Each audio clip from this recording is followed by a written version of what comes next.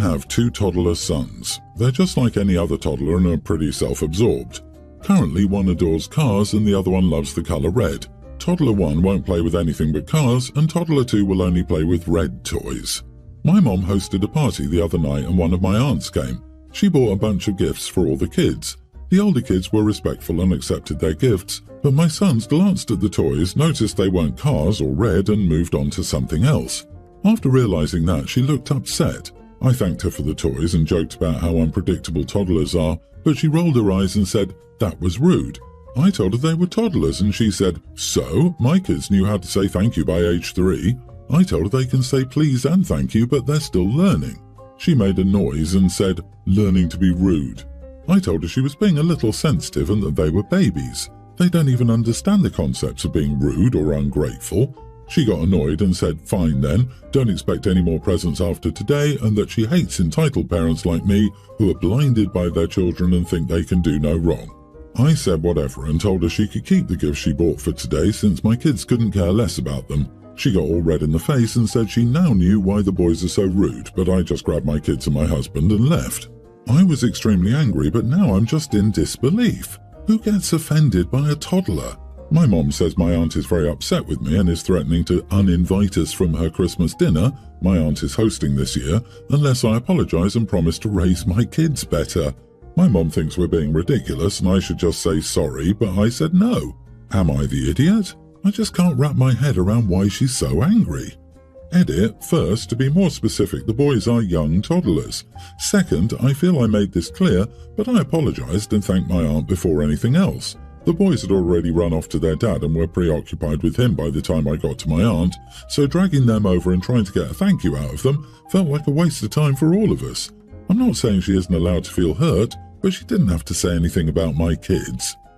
You are the idiot. I don't think it's so much that she's offended by toddlers, but by you just allowing them to be rude in her home and doing absolutely nothing about it, and instead making up excuses.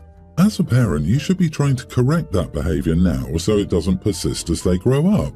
How hard could it have been to say, X, say thank you to your auntie for the presents, or something along those lines?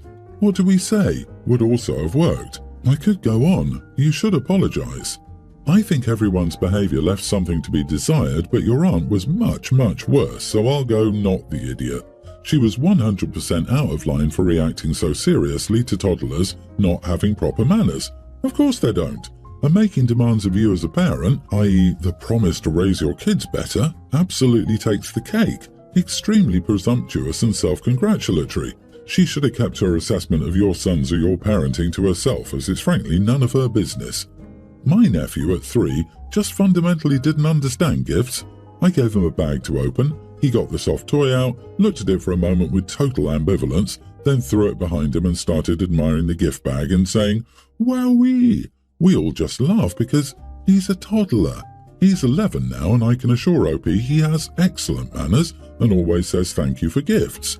To me, nothing is more impolite than an adult getting offended by the actions of anyone under 5 years old. Aunt got annoyed and said, "Fine then, don't expect any more presents after today," and that she hates entitled parents like me.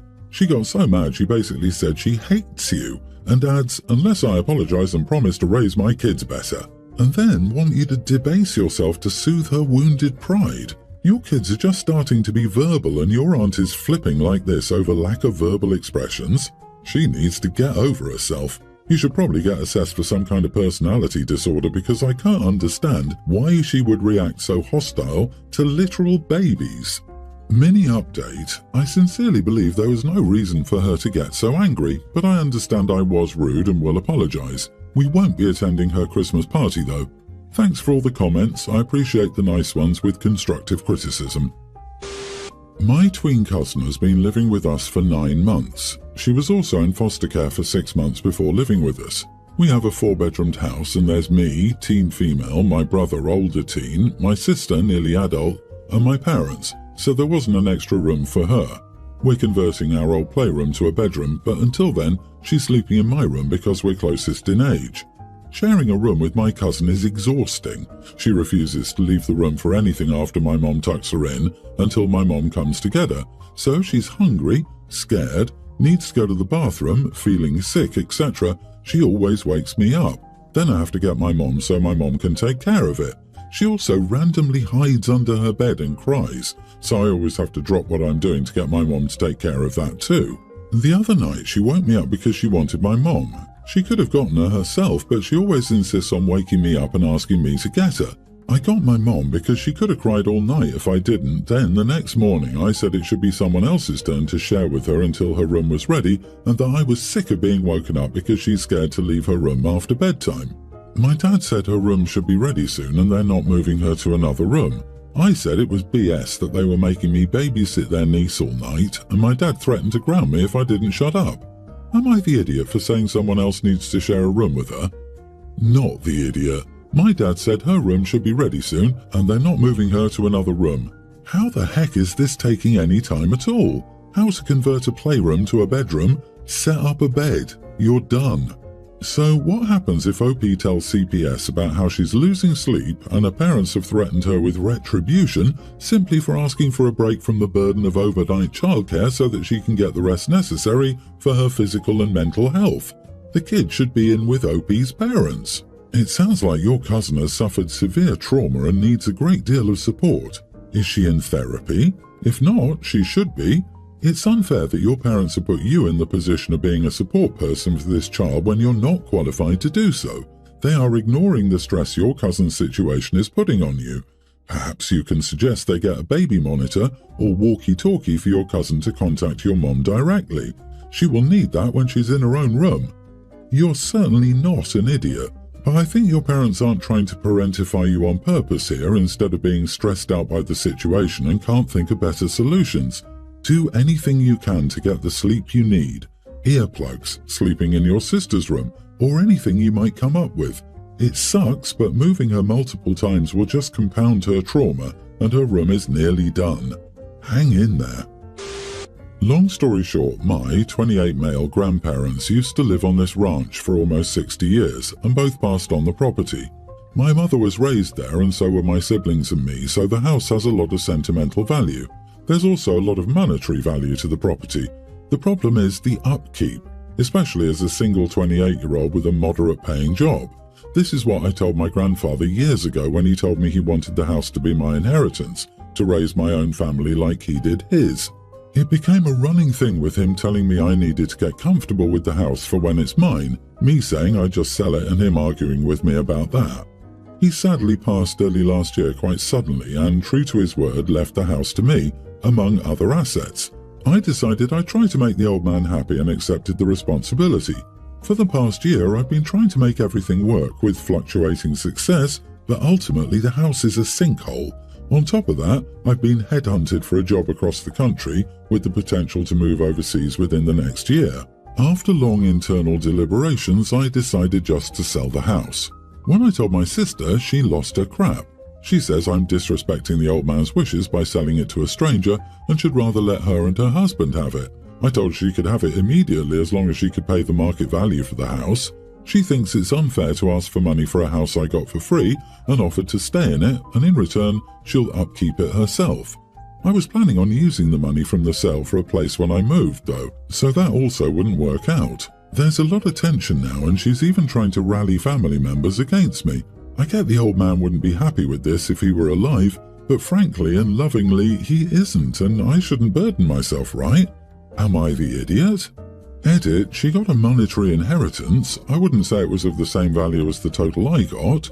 She's against giving any money to me since I got it for free, but most importantly, an extra monthly income wouldn't be as useful now since I'm moving as a lump sum would be. The old man was a bit complicated because he believed that sons continued families and daughters marry into them, so she got money and I got the ranch. Not the idiot. I'm not the biggest fan of venerating the wishes of the dead when it's counter to your well-being. It's nice that you tried, but your grandpa was under no illusions about your feelings about keeping the ranch in the family. Definitely check for hidden treasure, cursed gold or buried bodies before you sell.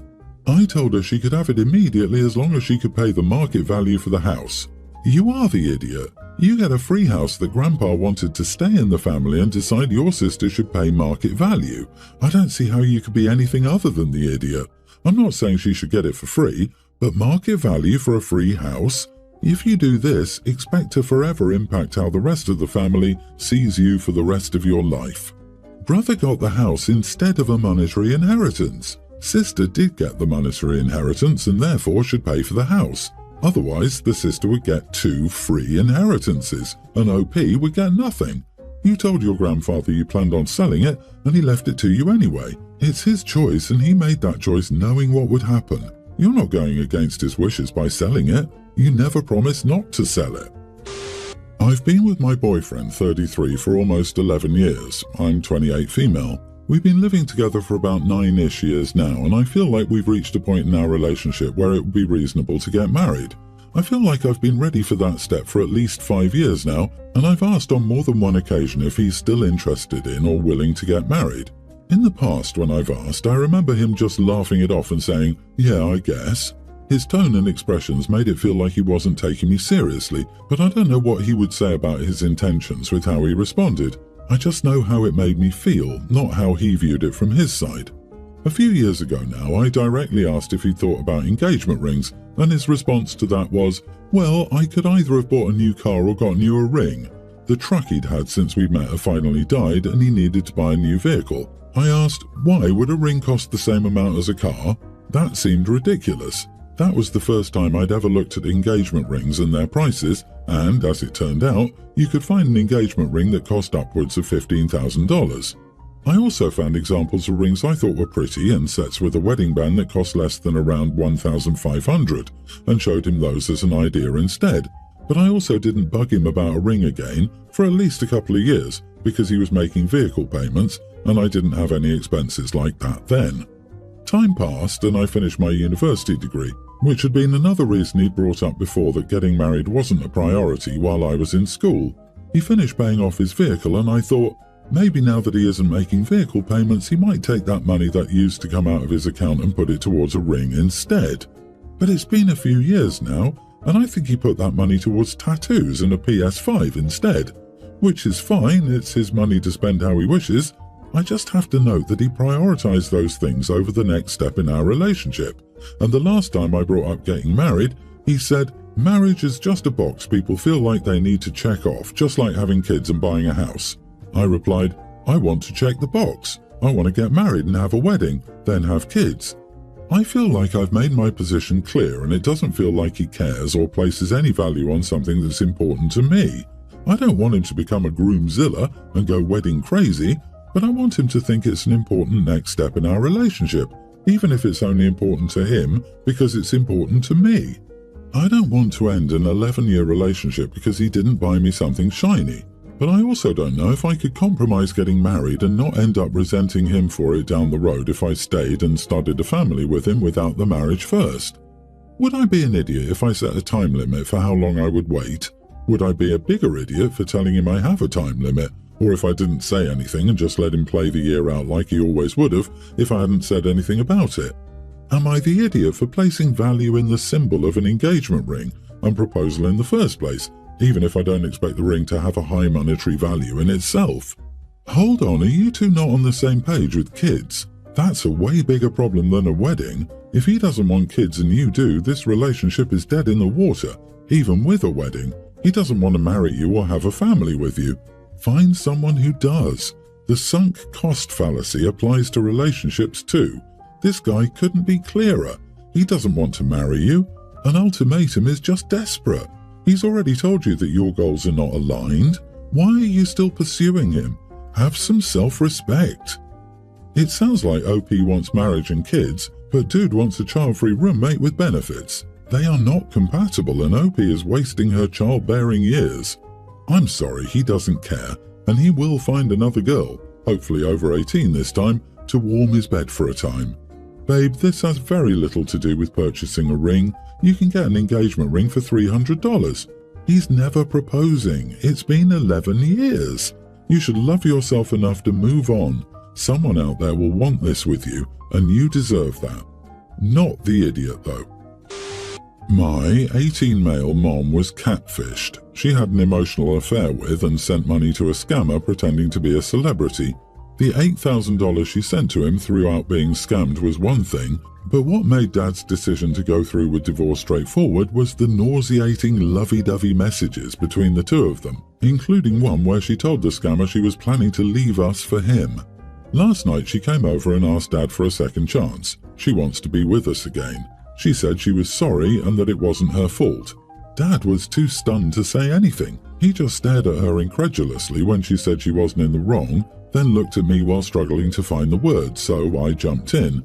I reminded her that she promised the scammer that she would leave me and Dad for him and that it's her fault we don't want anything to do with her. She said I can't blame her since she was manipulated and it was like victim blaming. Not the idiot. She was swept up in an emotional affair with a celebrity, lost thousands of dollars that was no doubt half your dad's money, then was planning on leaving you both. Regardless of it ending up being a catfish situation, in the end she still did all these things. She made a bed, now she can sleep in it. Calling this victim blaming is an actual joke.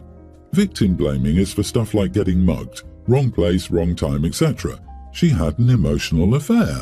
Yes, she was a victim of theft and manipulation, but she either thought she was having a real emotional affair, or she sent the money and said that because why? No reason? Or, to put it another way, she's the one who said the words she said. Whatever led up to them. You can't unring a bell.